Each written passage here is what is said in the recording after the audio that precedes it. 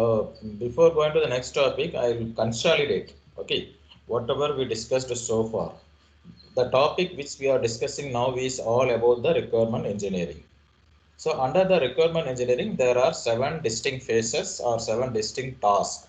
Okay, starting from inception, followed by elicitation, elaboration, negotiation, and all. Okay, so these are all the particular distinct functions available in requirement engineering, and we have discussed the briefly about all these things. What is inception? What is elicitation? What is specification? Everything. So this brief discussion has been done. After finishing these details, then we started each and everything in depth. Okay, now the thing is we started with inception. Inception is what has been discussed as uh, initiating the requirement engineering process. Initiating means inception only.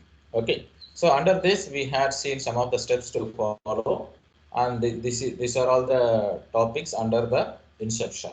Okay, and after finishing that, we just gone with the elicitation. So under elicitation, again we are having some various concepts and terms like collaborative requirement engineering.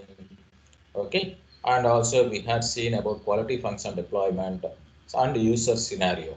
So these are all coming under the elicitation. So now that means what, under requirement engineering we are discussing each and every functions elaboratively. Like we started with the inception, then we had gone with the elicitation. In between we discussed about some other details also. That is what we are calling as functional requirement and non-functional requirement. Okay, so this is also additionally we have to consider under the requirement engineering. And now next topic, after finishing the elicitation, we are now moving on to the use cases. Okay, so that is what we had already discussed in this diagram. Okay, if you have seen this diagram, you can understand. Okay, from this elicitation requirements, you are moving on to the creating the use cases. So what is use case? Why it is required? So all these details we have to discuss. So that is what we are going to see developing the use cases. So this is the way how our syllabus has been organized, and I am also discussing under the topic of requirements engineering.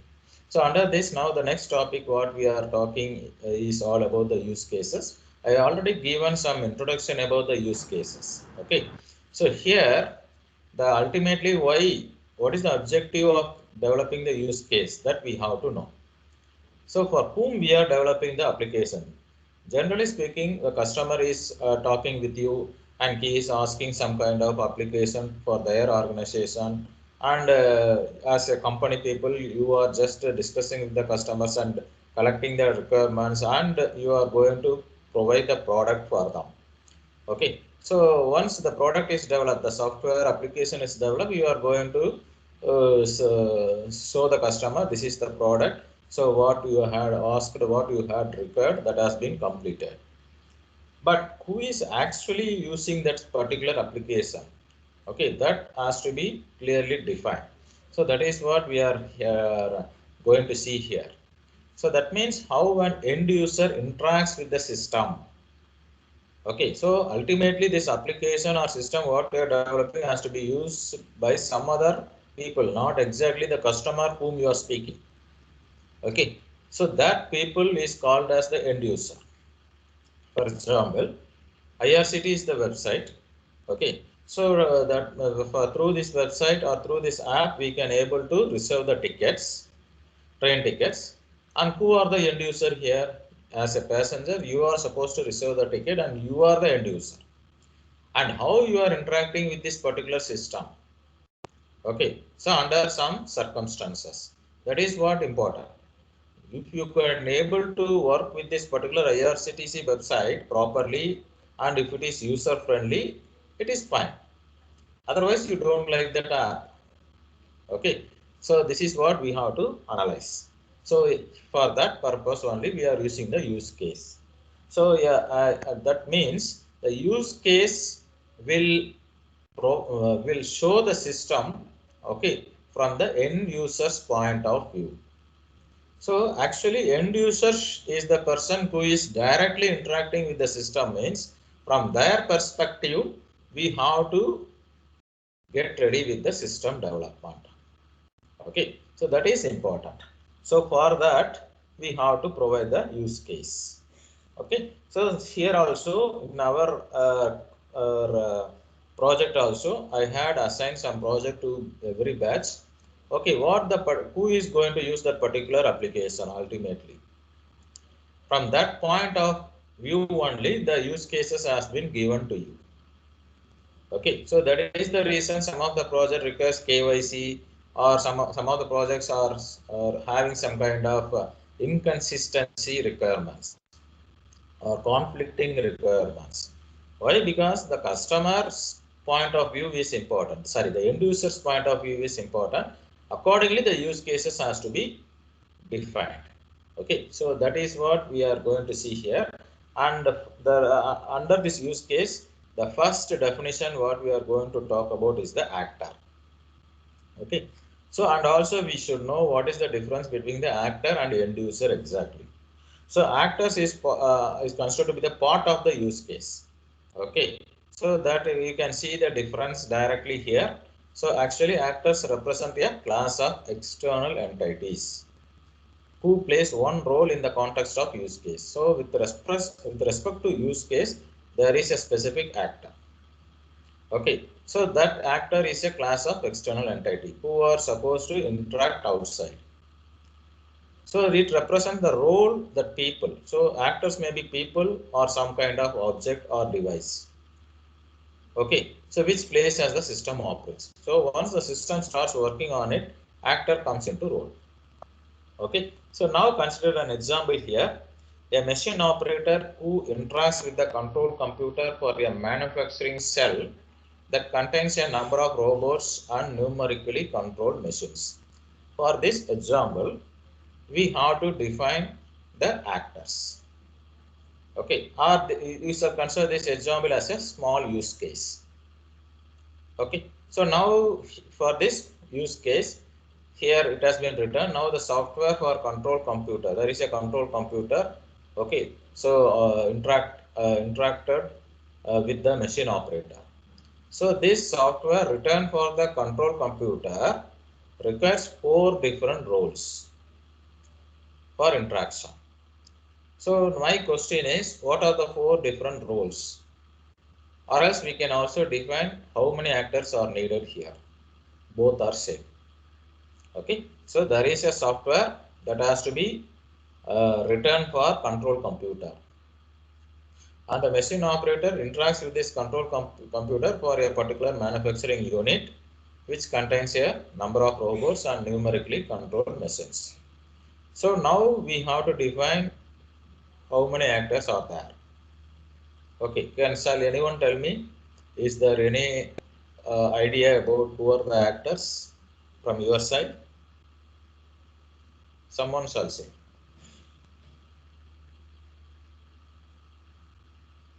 Yeah, for this example, a machine operator who interacts with the control computer for a manufacturing cell that contains a number of robots and numerically controlled machines. For this particular small thing, there is a software that should be written for the control computer. And this software requires 4 different roles. Okay, so that defines the actors. So accordingly, you can understand there are 4 actors needed. I want the answer. Who are the actors? Please, anyone tell?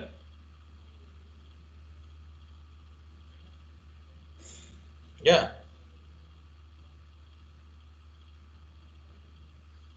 please tell. There are 4 different actors. That also I had told. But who are the actors? Who are the 4 roles? Or who are the 4 actors prepared? Yeah, for this particular use case. Yeah, someone shall please tell me what happened. Afternoon class. Are you tired? Hello.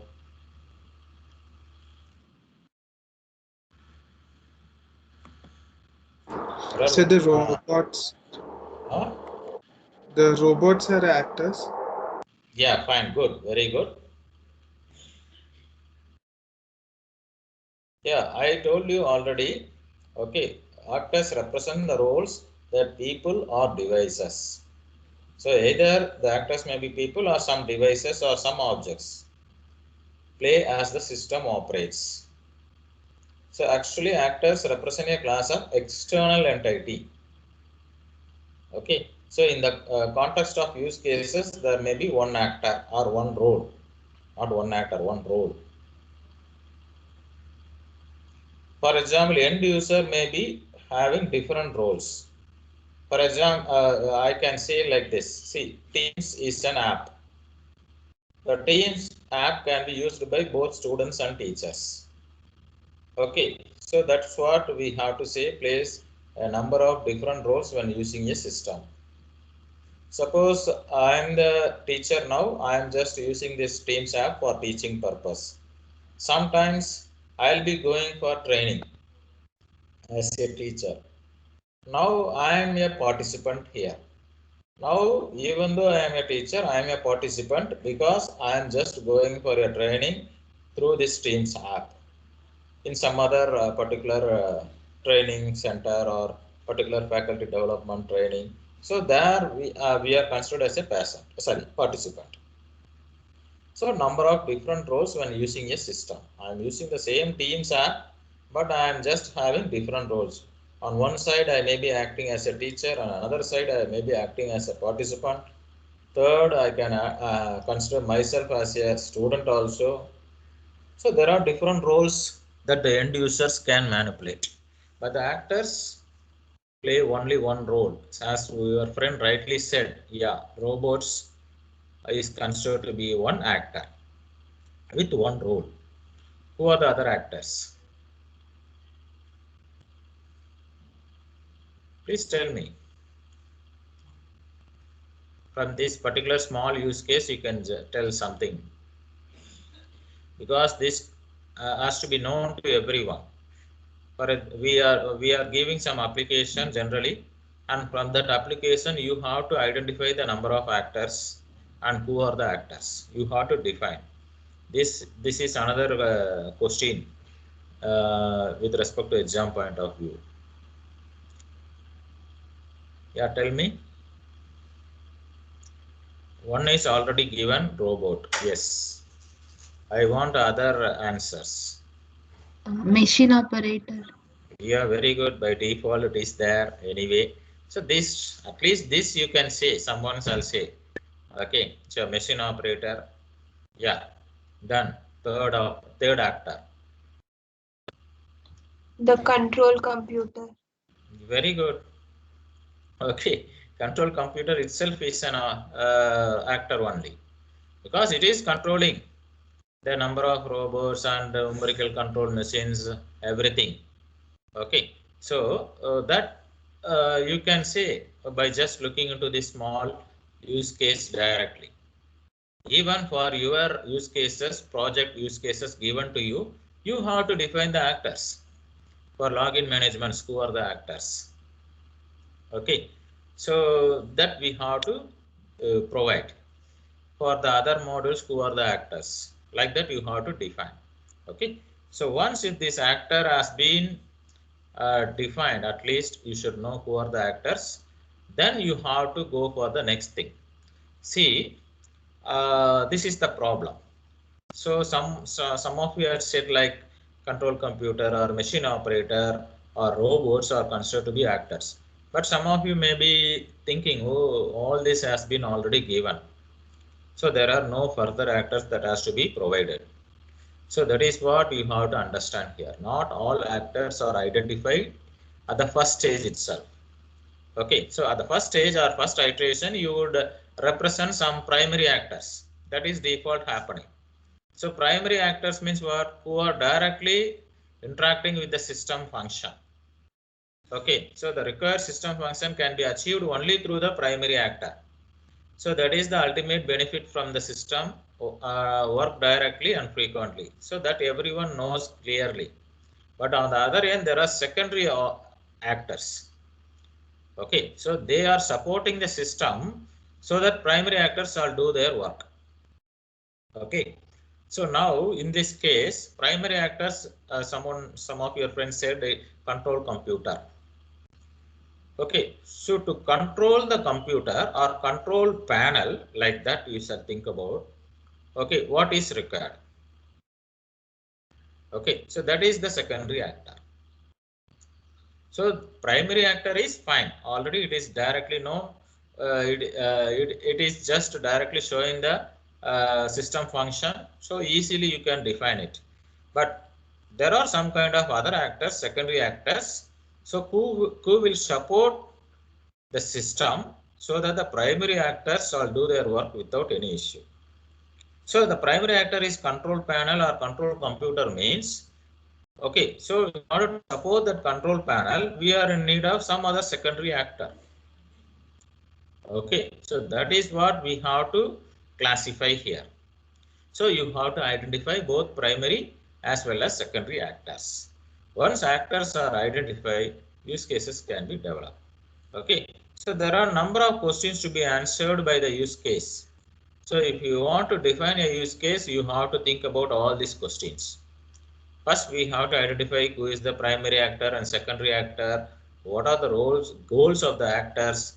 Okay, what preconditions should exist before the story begins? So that means what? Before starting the particular functionality, so there should be some kind of preconditions that should exist. So that we have to provide it. And what are all the main functions performed by the actor? What we can consider as exceptions? Okay, so what variation in actors interaction are possible? So like that, related to actor, okay, we have to answer all these questions. We have to just think about these questions. Will the actor have to inform the system about changes? What information does the actor desire from the system? So all these questions has to be answered properly. Okay, so these questions has to be answered by the use cases. So by defining and designing an effective use case, you can able to answer all these questions. Okay. Now coming to our project. See, regarding this software engineering, in your book there is one specific project that has been given as example for the entire all the topics for the entire book.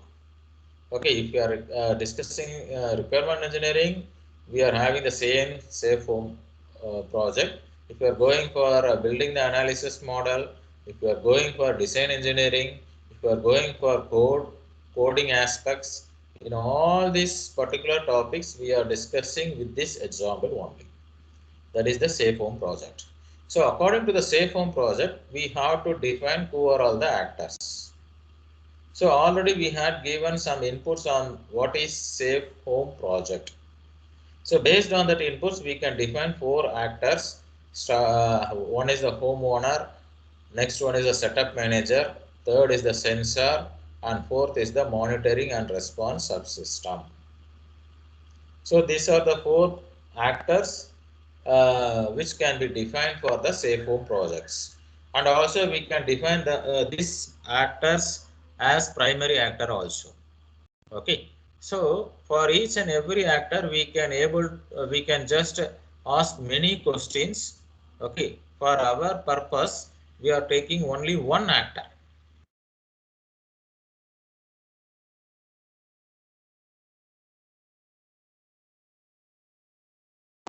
Sir, you're muted.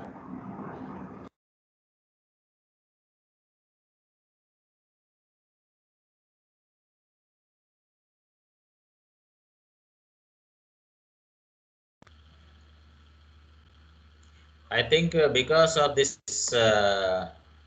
not giving me as a presenter, it happened.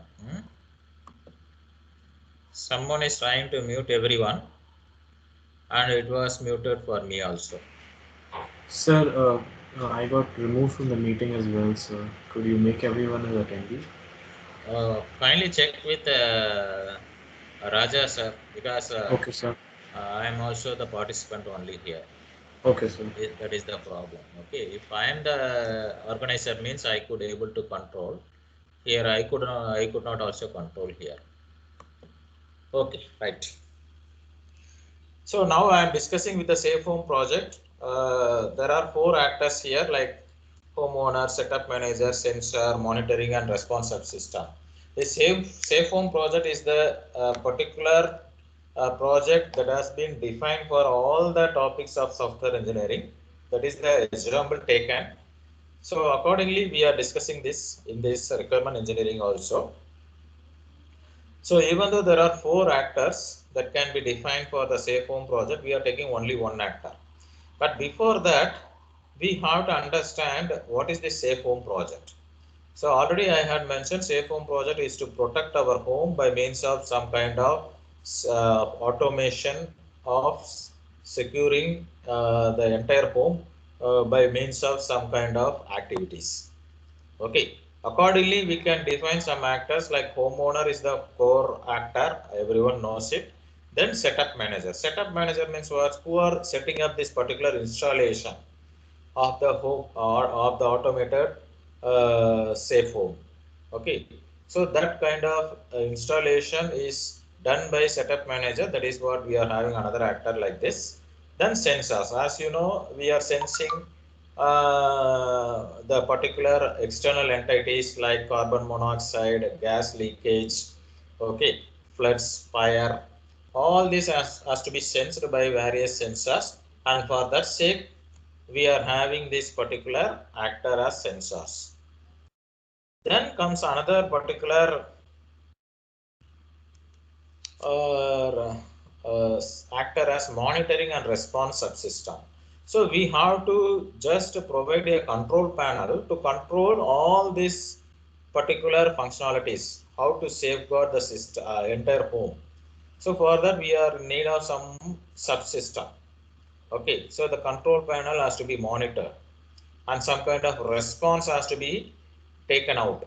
That means, suppose if you are just leaving the home and setting up this particular automated safe home application and you are leaving the home. So from the remote location, you have to monitor and control your home. If there is any theft is happening or any kind of gas leakage happening like that. Okay, so for that the system has to respond. Okay, so some external entity, some particular odd person is entering into the home in your during your absence. Immediately the system should provide some alarm signal. That is the response. If the response is not there, then what is the use of this application? So hence this is also considered as an important actor. Okay, so accordingly we are having 4 actors like this, and we have to just make use of this actor for defining and developing the use cases. Now let us consider one actor here for our purpose, for our discussion. We shall consider one actor who is the homeowner, who is interacting with the home security functions. What is the role of this actor? Okay, so that homeowner enters a password to allow all other interactions. The homeowner inquires about the status of the security zone, inquires about the status of the sensor, presses the panic button in an emergency, activate or deactivate the security system. These are all the particular activities, functionalities done by this actor homeowner. So what you have to do if you are defining any use cases, okay, so you have to identify the actor, primary actor as well as secondary actor. Then once if you identify the primary actor, you should define what this actor has to do. Okay, suppose you just think about all your projects. All are having different project, but commonly you are having one particular module called as login module. So for that login module, who is the actor? The end user. So what the end user will do? End user will enter their username and password. Okay. See, in one application, this username and password are considered to be the particular input given by the actor of the particular application. In another project, there may be another particular term or facility called as CAPTCHA. So now the user has to enter username, password, followed by CAPTCHA. So this particular project needs 3 inputs from the user. So then only it will act. Okay, so that is what we are talking about, this role of the actor with respect to this safe home security project. For your project also, you have to define such kind of actors and what they have to do. Okay, then comes the another thing.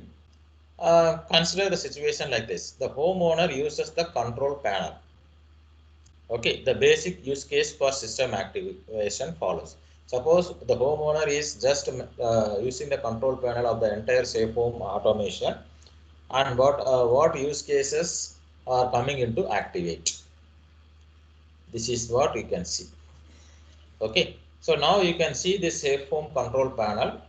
From this, you can just think about what are all the particular events that are triggered by the actor, or else what are all the particular functionalities that has to be done by the actor, especially homeowner, because homeowner is having this control panel in front of them and they have to do various actions or various activity. So this particular actor, what kind of activities they will be doing here, so that we have to see.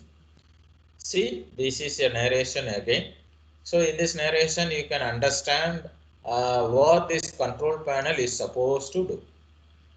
Okay, so this control panel, safe home control panel, what kind of functionality it is going to do has been given in this slide. I will give some 3 minutes time to read all these things and have an understanding of this particular control panel. Okay, so after that we will move on to the next detail. So kindly just read and analyze within yourself.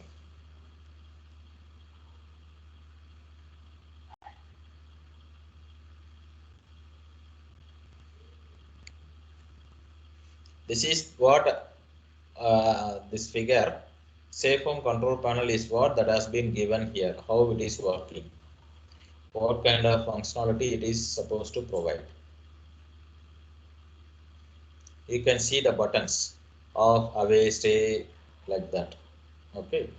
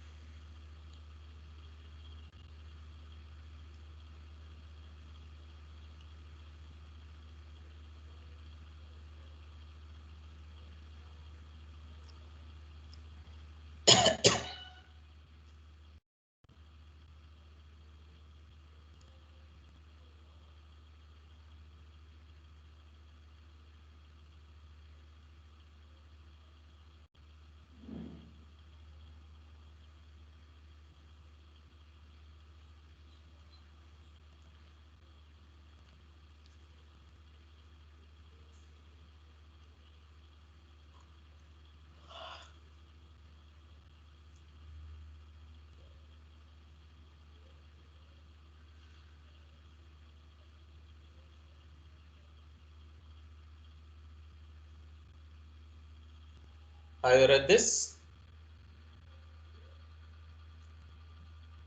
Or you want additional time?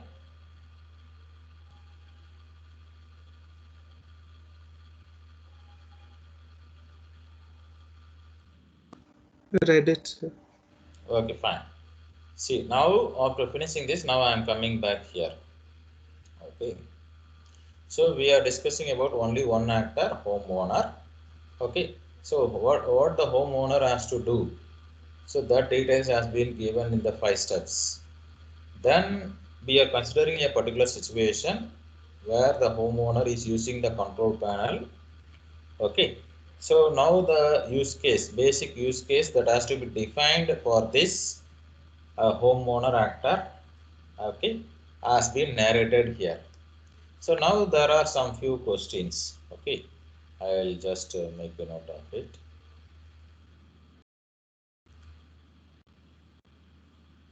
Okay.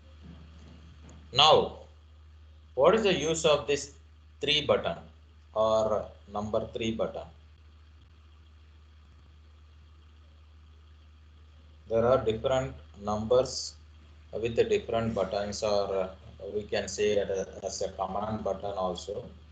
So now if I am pressing the button 3, what kind of functionality will invoke? Stay. Yeah. Only We are outer sensors will be activated.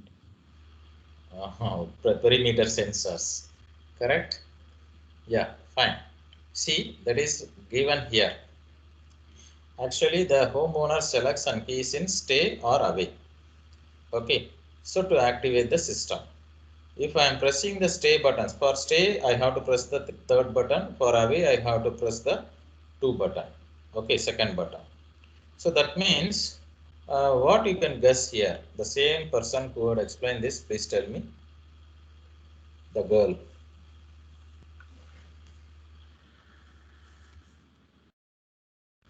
So someone's some girl What? explained.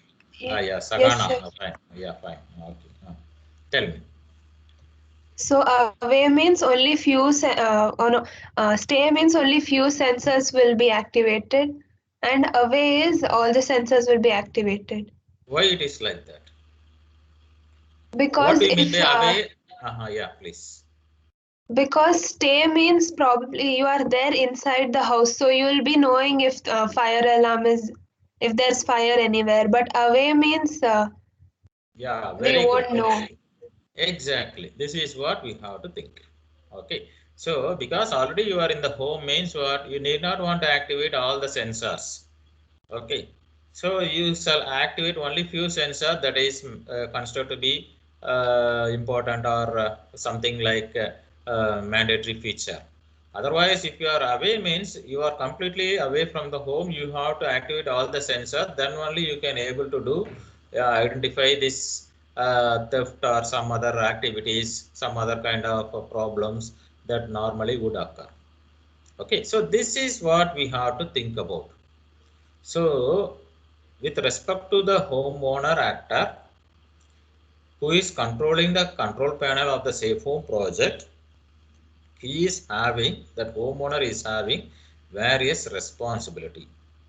So like that you can see the keypad with many other commands, bypass, test, max, instant code, all these are there, but I am not giving everything here. Okay, I have given only few details here for just thinking about some kind of activity. So the rest you can think on your own. For away, yeah, fine. There is a particular reason for that. For stay, there is a kind of functionality for that. For not ready also, there is a kind of functionality. For not ready also, I have given the details, representation, what has to be done. Okay, so this is what we are thinking about, what each actor is supposed to do with this particular panel, control panel. Homeowner is supposed to be the main person who is actually controlling this or monitoring this control panel, safe home control panel, who would do all such kind of activities. Okay, so this knowledge, this information you have to provide in the form of a use case. Okay, so that is what we are seeing here. So how to provide this information which is narrated here in the form of a use case, that we have to see. Okay, so now this basic use case presents a high level story between the interaction between the actor and the system. So what the actor is supposed to do, he is supposed to control the panel by means of pressing some buttons and doing some kind of functionalities. So this is what we are defining under the use case. So there is a standard template that is described for these use cases, and you can see this particular template like this. So first we have to see what is the name of the use case. So name of the use case is initiate monitoring. Who is the primary actor? Homeowner. Goal in context. What is the goal? To secure the home or to protect the home from external entities. Preconditions. Okay, I will let you know what is precondition. Trigger. So how this particular action has been triggered. What is the scenario? Okay, so homeowner is observing the control panel or monitoring the control panel for just doing some kind of task related to the security. Exception. Exception is the control panel, if it is not ready, how we can able to just protect our home. So this is the template for detailed description of the use cases that has to be given. So if you are defining or developing a use case, you have to write down the use case template in this format. So you have to know what is the use case, primary actor, goal in context, precondition, trigger, scenario, exception, like that. Okay, so not only this, we are having other particular important formatting or template, followed by priority, when available, frequency of use, channel to actor, secondary actors, channel to secondary actors, open issues. All this particular information has to be provided, which constitute the use case. If you are defining a use case, means you have to give all this information. You have to provide in the form of a template. So that represents the detailed description of the use cases. Okay, so this you can understand. Okay, so what is the priority, when available, everything you can understand directly.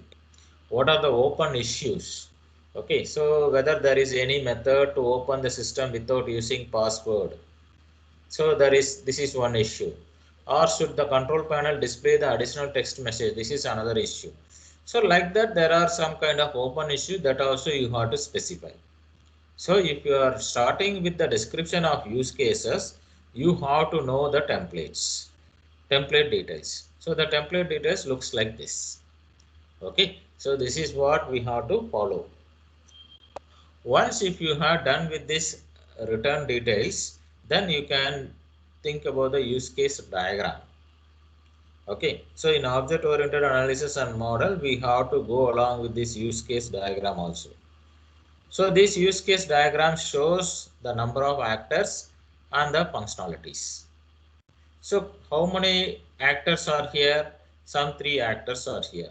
One is the homeowner. By default, everyone knows that. The second particular entity is system administrator, and third is the sensor. So these people or these entities are considered to be the actors, okay, for the safe home security function. So with respect to homeowner actor, what are all their roles? What they have to do? They have to arm and disarm the system. They have to access system via internet. They have to respond to alarm events. So this kind of activities are present with the safe home security function. Okay, so these actors, there are 3 actors who has to just do some kind of activities. So this is a structured diagrammatic representation, use case diagram. This is the way how you can define the use case. Okay, with the number of actors as well as the functionalities or activities. Okay, so this is the next step what you have to follow. Once if you done with the elicitations, then you have to go to develop the use case and how the use case has been developed. So that has been explained here along with the use case diagram. So this is the diagrammatic representation of the use case. Once this is done, then you shall move on to the next topic, building the analysis model. But this is also coming under the same requirement engineering. Okay, we are not still moving to the next chapter or unit. We are actually into the requirement engineering. Under requirement engineering, what we are discussing is all about the 7 distinct phases, starting from inception, elicitation, elaboration, and going on. In that, we had seen developing the use case or developing a use case model. Now we are moving on to building the analysis model. So the entire analysis model is a separate topic or separate unit, but we are now just focusing towards some kind of brief discussion under this. Okay, now what is this analysis model? Okay, so we have to provide a description of the required informational, functional, and behavioral domains. If there is a application or if there is a system, software system, that software system should provide some kind of required information. It has to provide some kind of required functions. It has to behave in some particular aspects. So that details we have to analyze. Okay, so that is what we are calling as analysis model. So for this building of the analysis model, we are in need of the requirement engineering. Okay, so the snapshot of requirements at any given time and we expect it to change. That means analysis model is also coming under the requirement engineering only, and it can be also defined as the snapshot of requirements. Okay, at any given time and we expect it to change. So this is the definition we can give for analysis model. So that means here also we are just going along with the same requirement engineering to some extent. Now, what are the elements of the analysis model that you see from this diagram? Okay, so there are 4 models. One is scenario based model, next one is the class model, third is the flow model, and fourth is the behavioral model. So now we have to see what is this model and what are all the elements of this model. The first is the scenario based model. It is the first part of the model developed. It serves as the input. So that means in order to build the other model like class or behavioral or flow oriented elements, we have to just create input for these models. And that creation of the inputs has been done in the first phase. Okay, so once if we had done with the scenario based model elements, then we can able to have the other modeling elements quickly. Okay, so here we are already having the use cases that has been considered as a basic thing. So now we have to elaborate this use case still further. Okay, so that will be starting. That means the use cases which you are going to develop will is supposed to start at this situation, that is scenario based elements. Once if this is done, then we have to move on to the class. So now what happens, already we are having the use cases defined. Okay, so now we have to think about for this use case, what are the set of objects that can be considered. Okay, so that is what we are seeing under the next element, that is the class based element, because through class only we can able to define the objects. Okay, so then comes the behavioral element. So behavioral element means what? By default, you know, it is representing the behavior of the system based on the some state and event. Okay, so this is where we are supposed to create the state diagram. I already told you there is a use case diagram. This is what we are seeing here as the use case diagram. Now we are also discussing about the state diagram. This state diagram is used for the behavioral element. And then comes the flow oriented elements. So normally information is transferred as it flows through the system. So system accept variety of inputs. That means the system could able to accept any number of inputs, apply functions to transform it, and produces output in a variety of forms. So that means information transferred as it flows through the system. System accept many inputs, many kind of inputs, and it will apply functions to transform this input and produces the output again in many forms. Okay, so that is what happening in the flow oriented elements, and you can see the diagrammatic representation. Scenario based models uses use case. So if you are developing, creating a use case diagram, it is based on the scenario. And user story. User story is coming in Agile, that I will let you know later. Then comes the class. With respect to class models, we are having class diagram and collaboration diagram. I think this you would have studied in the object oriented programming. Then comes the behavioral models, which represent the state diagram, sequence diagram and all. So this is also common. And finally, we are having the flow models. So here only we are providing the DFDs, data flow diagrams, data models, everything. Okay. So these four major elements constitute the particular task. Okay. So that means we are having these four elements in the analysis model. Okay. So this is what we are having. The rest of the details I will discuss in the next class. So we are having use case diagram, we are having class diagram, we are having collaboration diagram.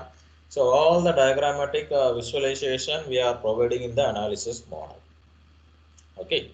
So already we discussed about the use case, so that we shall move on to the next kind of diagrams like activity diagram, state diagram and all. I will discuss this later on. Okay.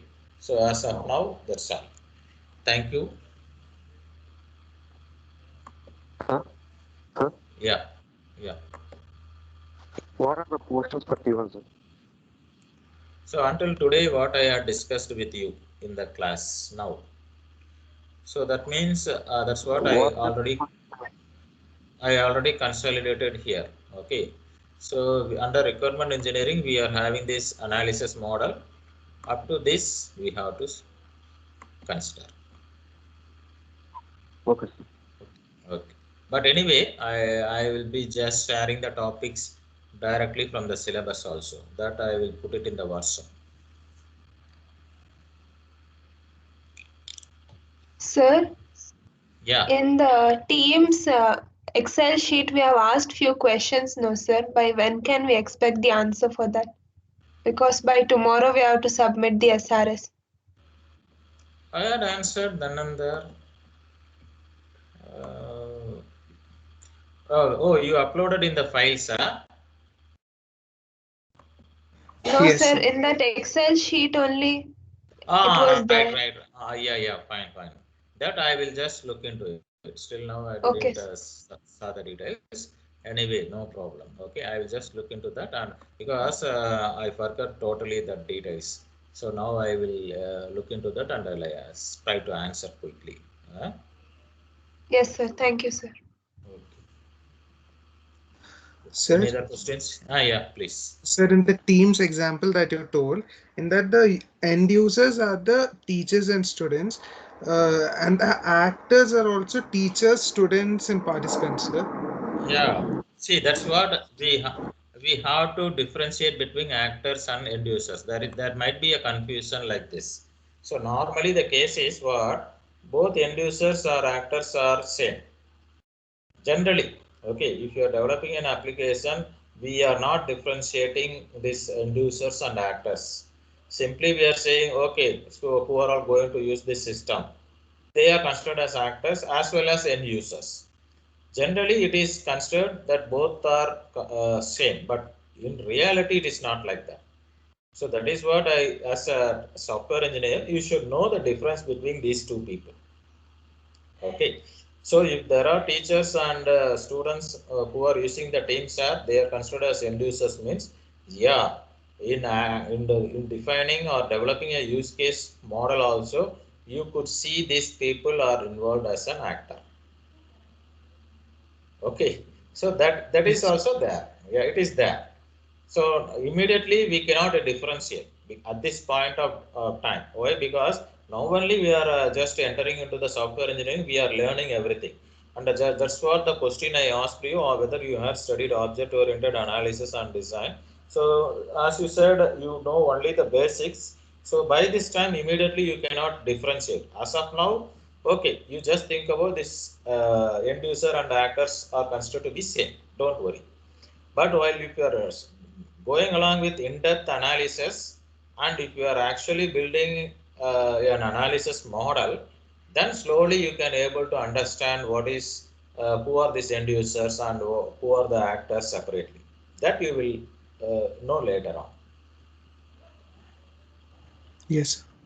Okay, fine. Any other questions?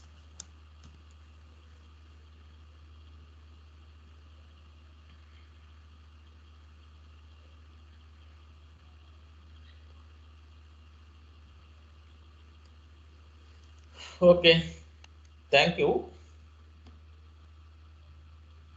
If there are no questions.